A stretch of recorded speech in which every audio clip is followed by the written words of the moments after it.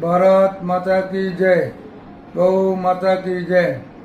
સમસ્ત હિન્દુ સમાજને અને વિશેષ સમસ્ત માલધારી સમાજને ખાસ જણાવવાનું કે ગાય આપણી માતા છે અને ગાય માતાને રાષ્ટ્રીય દરજ્જો મળે એના માટે આવતી 7 તારીખે 7/5 ગુજરાતના દરેક તાલુકા મથકે, દરેક જિલ્લા મથકે સહીઓ સાથેનું આવેદનપત્ર આપવાનું છે। તો એમાં મોટી સંખ્યામાં હિન્દુ સમાજ, માલધારી સમાજ જોડાય એવી એક નમ્ર અપીલ છે।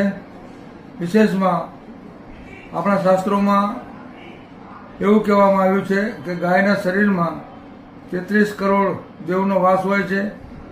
ગાયનું દૂધ પવિત્ર હોય, ગાયનું ગોબર પવિત્ર હોય, ગાયનું ગૌમૂત્ર પવિત્ર હોય। એ ગાય માતા